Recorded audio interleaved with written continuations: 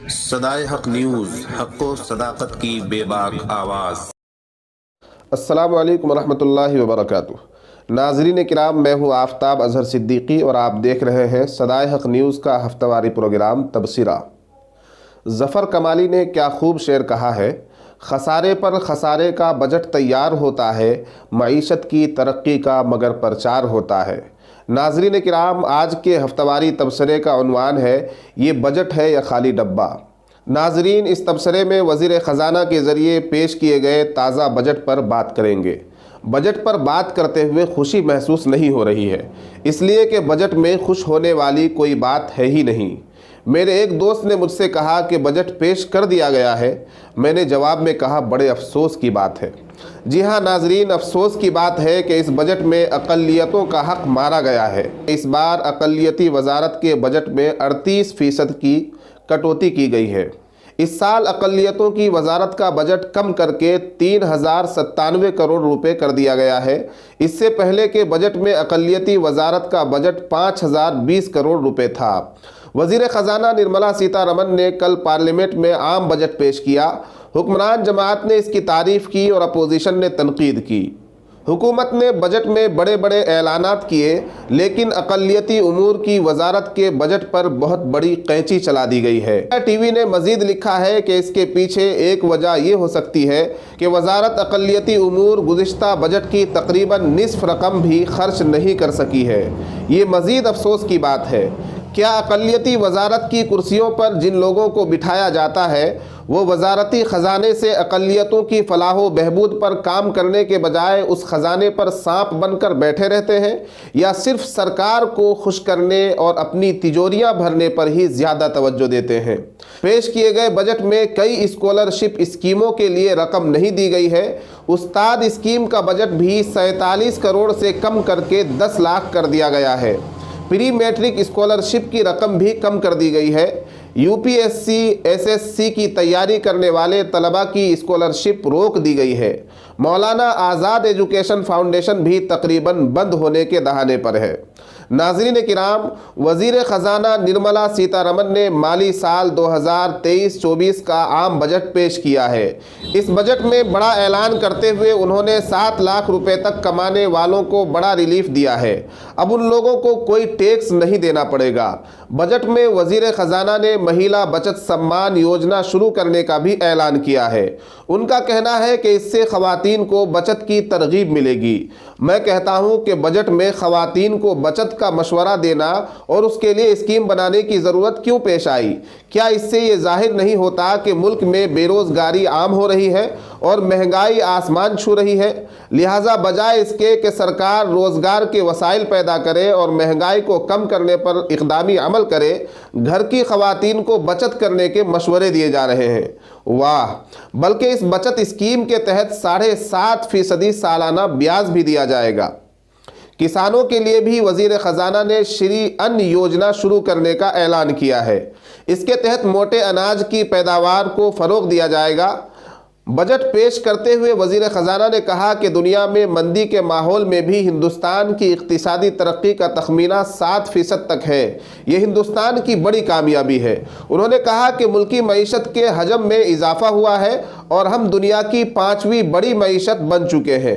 वज़ीर ख़ज़ाना ने कहा कि ये अमृत काल का पहला बजट है। मईशत को मजबूत करने के लिए हमने गुज़िश्ता चंद सालों में जो बुनियाद रखी थी, अब उस पर मजबूत इमारत बनाने का वक्त आ गया है। वज़ीर ख़ज़ाना ने बजट में किसानों के लिए जो श्री अन्न योजना शुरू करने का ऐलान किया है, उसके तहत काश्तकारों को बाजरा, जवार, रागी जैसी अशिया की पैदावार के लिए तरगीब दी जाएगी। इसके अलावा हैदराबाद में मिलेट्स इंस्टीट्यूट भी कायम किया जाएगा। बजट में रेलवे के लिए 2.4 लाख करोड़ रुपए मुख्तस किए गए हैं। दूसरी तरफ शहरी इंफ्रास्ट्रक्चर के लिए हर साल 10,000 करोड़ रुपए की रकम जारी की जाएगी। ये तो था बजट का खुलासा। अब इस बजट पर किसने क्या कहा वो भी सुनते जाइए। सीएम भूपेश बघेल का कहना है कि यह निर्मला जी का निर्मम बजट है। छत्तीसगढ़ के वजीर आला भूपेश बघेल ने इसे निर्मला जी का निर्मम यानी बेरहम बजट करार दिया है। ये बजट इंतखाबात को मद्देनजर रखते हुए बनाया गया है। इसमें किसी को कोई सहूलत नहीं दी गई है। हवाई अड्डे की तरक्की के लिए पहले हजारों करोड़ रुपए दिए गए और फिर उसकी नीलामी हो गई। क्या इसी तरह रेलवे के लिए रकम दी जाएगी और वो भी निजी हाथों में बेच दी जाएगी? ये सीएम भूपेश बघेल का सवाल है। पी चिदम्बरम का कहना है कि बजट तकरीर में रोजगार और गुर्बत का जिक्र नहीं है। कांग्रेस एमपी पी चिदम्बरम ने कहा, वजीर खजाना ने अपनी तकरीर में कहीं भी बेरोजगारी, गुर्बत, अदम मसावात या मसावात जैसे अल्फाज का जिक्र नहीं किया। बजट से जाहिर होता है कि हुकूमत को लोगों की रोजी रोटी, उनके तहफ़्फ़ुज़ात, अमीर और गरीब के दरमियान बढ़ते हुए तफावत की कोई परवाह नहीं है। इस बजट से किसको फ़ायदा हुआ? यकीनी तौर पर इसमें न गरीबों का फ़ायदा है, न बेरोज़गार नौजवानों का कोई फ़ायदा है, न टैक्स अदा करने वाले और मुलाजिम पेशा लोगों का कोई फ़ायदा है। सीएम योगी आदित्यनाथ ने इस बजट को हिंदुस्तान को सुपर पावर बनाने में संग मील बताया। योगी के मुताबिक ये बजट हिंदुस्तान को माशी सुपर पावर बनाने की समत में संग मील साबित होगा। हरदीप सिंह पुरी का कहना है कि ये तरक्याती बजट है। भगवंत मान का कहना है कि पंजाब बजट से गायब है। पंजाब के वजीर आला भगवंत मान ने कहा, पहले यौम जमहूरिया से पंजाब गायब था, अब मुल्क के बजट से पंजाब गायब है।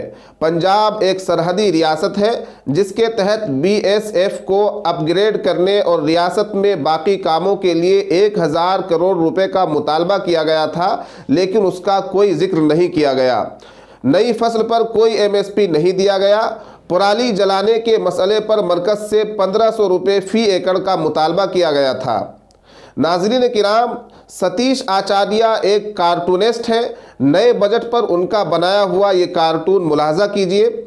उन्होंने इस आर्ट में बजट के 8 डब्बे बनाए हैं और इन सभी बजट डब्बों को 2 तरह के नाम दिए गए हैं। बजट नंबर 1 से बजट नंबर 6 तक के डब्बों का नाम अच्छे दिन है और अच्छे दिन के ये सभी बजट डब्बे बिल्कुल खाली हैं।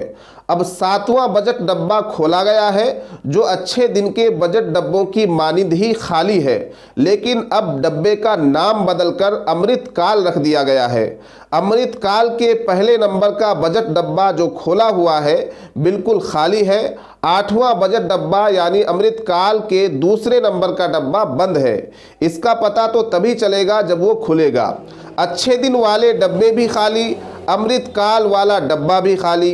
जो आदमी इस आर्ट में डब्बों को अपने हाथों में उठा रहा है उसका दुबलापन, चेहरे की मायूसी और हालत देखकर कोई भी समझ सकता है कि वो भारत का एक आम शहरी है जो हर बार सरकार से कुछ उम्मीदें वाबस्ता करता है, हर साल सरकार के किए गए वादों पर उम्मीद बांधता है और हर बार ठगा जाता है।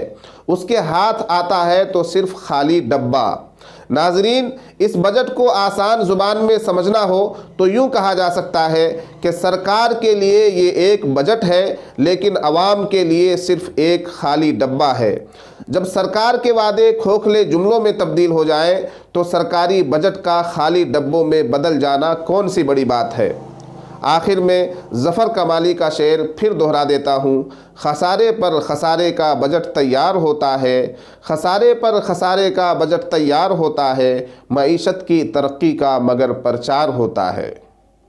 नाजरीन, अगर आपको ये तबसरा पसंद आता है तो इसको ज़्यादा से ज़्यादा शेयर कीजिए और इस वीडियो को लाइक करके हमें नए नाजरीन तक पहुँचने का मौका फराहम कीजिए। बहुत बहुत शुक्रिया। सदाए हक न्यूज़, हक़ सदाकत की बेबाक आवाज़। अगर आपने अब तक हमारा चैनल सब्सक्राइब नहीं किया है तो सब्सक्राइब करने के साथ घंटी के निशान को भी फ़आल कर दीजिए। शुक्रिया।